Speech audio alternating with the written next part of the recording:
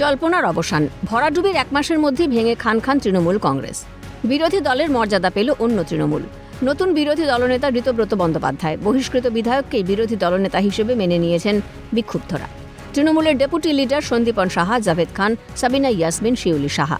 মমতা বন্দ্যোপাধ্যায় মনোনীত পরিষদীয় দলের বিরুদ্ধে গিয়ে এই পদক্ষেপ অত্যন্ত তাৎপর্যপূর্ণ বলেই মনে করছেন রাজনৈতিক বিশ্লেষকরা। গোটা ঘটনাকে কেন্দ্র করে সরগরম রাজ্য রাজনীতি।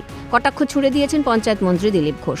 মহারাষ্ট্র মডেলের কথা তুলে ধরে খোঁচা, পিসি ভাইপো ছাড়া তৃণমূল বলে কিছু থাকবে না। আগে থেকেই জানতাম, আমি বলেছিলাম ইলেকশনের পরে হারলের দলটা খুঁজে পাওয়া যাবে না, কেবল পিসি আর ভাইপো থাকবেন। আর এই কথাটা দেখে নিন, 1-2 মাসের পরে পিসি ভাইপো ছাড়া টিএমসি বলে কিছু থাকবে না।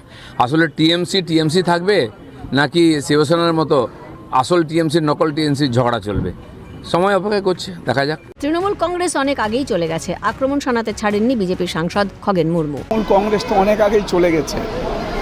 আমাদের রাজ্যের সম্মানীয় বিজেপি সভাপতি, আমাদের জনপ্রিয় সাংসদ, রাজ্যসভার সদস্য সম্মানীয় শ্রমিক ভট্টাচার্য বারবার বলেছেন, নির্বাচন যখন শুরু হয়েছে তখন থেকেই একটা কথাই আমরা ভারতীয় জনতা পার্টির পক্ষ থেকে বলে এসেছি যে তৃণমূল চলে গেছে।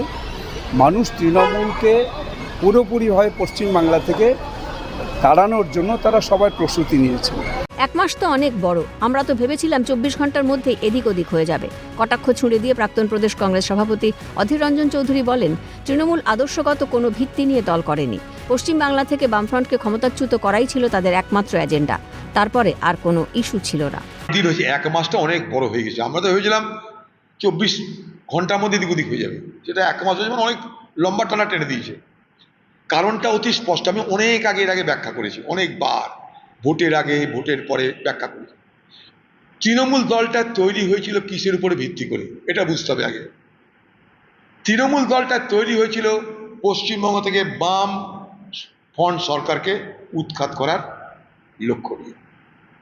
যেদিন থেকে পশ্চিমবঙ্গে বামফ্রন্ট সরকার উৎখাতে তৃণমূল সরকার প্রতিষ্ঠিত হলো, সেদিন থেকে তৃণমূল পার্টির কাছে আর কোনো রাজনৈতিক লক্ষ্য থাকলো না, কোনো পলিটিক্যাল অবজেক্টিভ থাকলো না। তৃণমূল দল কখনো কোনো আইডিওলজিক্যাল মুডিংস, অর্থাৎ কোনো আদর্শগত ভিত্তি নিয়ে তারা দল করেনি। তাদের লক্ষ্য ছিল একটাই, স্লোগান ছিল একটাই, বামফ্রন্টকে ক্ষমতাচ্যুত করতে হবে। বামফ্রন্ট হটাও, বাংলা বাঁচাও। হয়ে গেছে, বাংলা বেঁচে গেছে, বামফ্রন্ট উঠে গেছে। তারপরে কি করবে? তারপর বামফ্রন্ট হটাও, বাংলায় লুটপাট করে খাও। লুটপাট হয়ে গেল, এবার কোথায় যাবে? লুটপাট করতে গিয়ে তো বেআইনি কাজ করে ফেলেছে, বাঁচাবে কে? নতুন সরকার বাঁচাবে। তাই নতুন সরকারের কাছে আত্মসমর্পণ করো। আত্মসমর্পণ করবার সময় নানা রকমের ছল চাতুরি করে এই আত্মসমর্পণ করা হচ্ছে, যেটা আমি একটু আগে ব্যাখ্যা করলাম। তাই পশ্চিমবঙ্গে আজ মমতা ব্যানার্জির নেতৃত্বে এবং ভারতবর্ষে আজ বিজেপির নেতৃত্বে, যদি ভারতবর্ষের সব থেকে বেশি কোনো অংশ ক্ষতিগ্রস্ত হয়ে থাকে তা হলো পলিটিক্যাল মোরালিটি। বিরোধী দলনেতার কুর্সিতে বসে পড়লেন ঋতব্রত বন্দ্যোপাধ্যায়। স্পষ্ট ভাষায় জানিয়ে দিয়েছেন, সংসদীয় নিয়ম অনুযায়ী তাঁরাই আসল তৃণমূল। পরিষদীয় দলের প্রধান উপদেষ্টার ভূমিকা পালনের জন্য অনুরোধ জানানো হয়েছে মমতা বন্দ্যোপাধ্যায়কে। অতএব নিজের দলেই ঘর ছাড়া মমতা। তৃণমূলের এই বর্তমান পরিস্থিতির জন্য দায়ী কে, তাই নিয়ে চলছে চুলচেরা বিশ্লেষণ। তবে তৃণমূলের এই নজিরবিহীন ভাঙনের জন্য অভিষেক বন্দ্যোপাধ্যায়কেই দায়ী করেছেন বিক্ষুব্ধরা। কোথাকার জল কোথায় গিয়ে দাঁড়ায়, সেটাই এখন দেখার। ক্যালকাটা নিউজ।